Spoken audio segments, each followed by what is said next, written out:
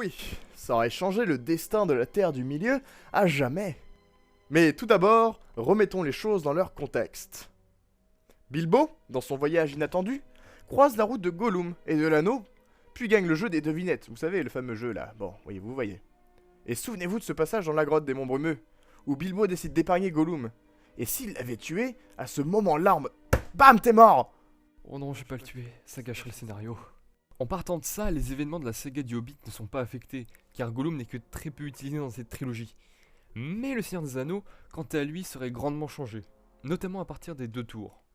N'ayant pas de guide, car Gollum s'est fait tuer par Bilbo quelques années auparavant, Frodon et Sam tombent sur la Porte Noire.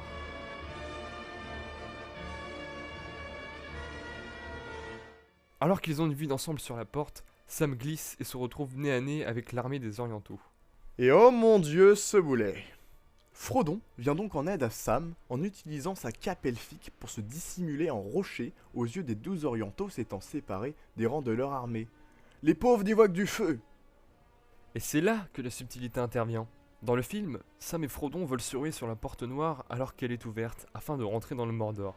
Fort heureusement, Gollum les en empêche. Mais ici, les amis, il n'y a pas de Gollum, ce qui fait que les deux compères décident alors de se ruer vers la maléfique Porte Noire, ce qui interpelle donc les orques qui étaient postés sur les murs, et décoche alors une pluie de flèches qui s'abat sur nos joyeux lurons. Sam est tué sur le coup. Ouais, c'est pas glorieux. Et Frodon, lui, il est gravement blessé.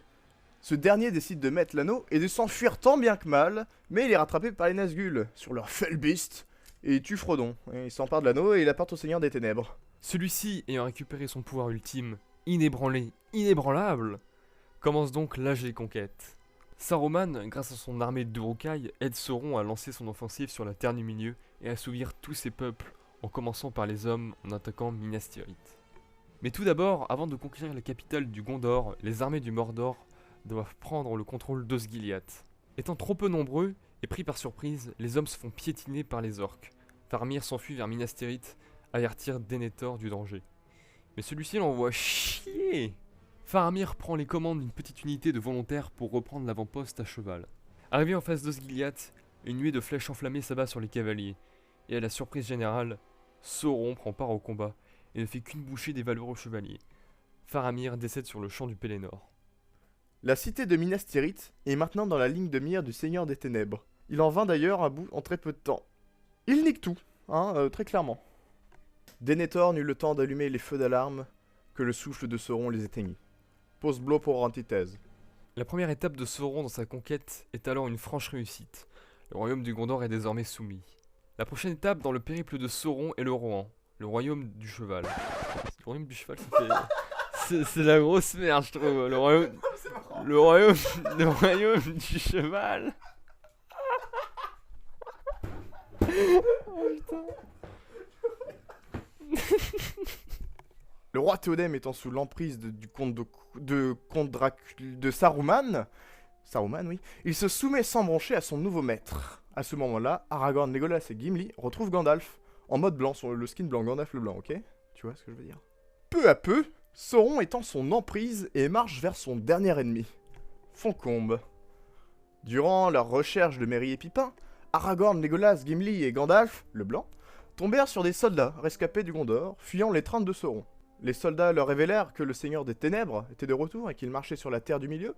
Ils apprennent par la même occasion que le Gondor et le Rohan sont déjà tombés. C'est pas très cool. Ils en déduisent alors l'échec de Frodon et de Sam. Sauron est donc bel et bien de retour, l'anneau en sa possession. Suite à un raisonnement logique, Foncombe étant le dernier rempart de Sauron, nos valeureux héros s'y rendent afin d'aider les elfes. À leur arrivée, Elrond sait déjà que Sauron et toute son armée arrivent à grands pas. Quelques jours s'écoulèrent avant que l'armée du Mordor arrive jusqu'aux portes de Foncombe. D'un côté, Aragorn, Legolas, Gimli, Gandalf et Elrond contre Saruman, le roi sorcier et ses Nazgûl, mais aucun signe de Sauron. La bataille de Foncombe est alors engagée. Dès que les orques enfoncent la porte, les elfes sont accueillis par des trolls qui arrivent à enfoncer leur ligne. Cependant, les elfes en arrivent à bout grâce à leurs compétences à l'arc, ils sont assez skillés. Gandalf affronte donc Saruman dans un duel de magiciens épique. À base de magie du coup, oui, c'est des magiciens. Aragorn, Gimli et Legolas affrontent les Nazgûl ainsi que le roi sorcier. Nos héros arrivent à vaincre leur némésis, non sans mal, mais l'arrivée de Sauron bascule le cours de la bataille. La magie de Gandalf étant inefficace sur Sauron, ce dernier tue un par un nos protagonistes préférés sans aucune pitié.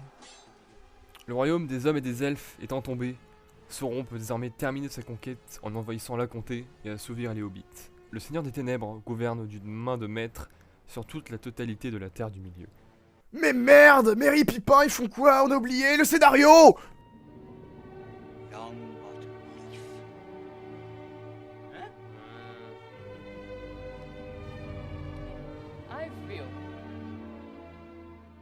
Voulez-vous nous faire l'honneur de vous joindre à nous? Merci pour être resté jusqu'à la fin de la vidéo, à moins que tu aies avancé la vidéo jusqu'à ce passage-là, rien que pour entendre ça, mais dans ce cas-là, t'es vraiment très méchant. Oubliez pas le pouce bleu et vous abonner, si vous avez aimé, hein, parce que on va pas vous forcer, nous, on fait pas ce genre de choses. N'hésitez pas à nous proposer des suggestions de « et si ». On prend tout! Enfin, ouais. Faut pas que vous ayez des idées de merde, quoi. Ça parle mal. Eh bien, on se donne rendez-vous à la prochaine vidéo qui est quelque chose d'assez ouf. Attendez jusqu'en avril. Pour une vidéo assez spéciale. A plus.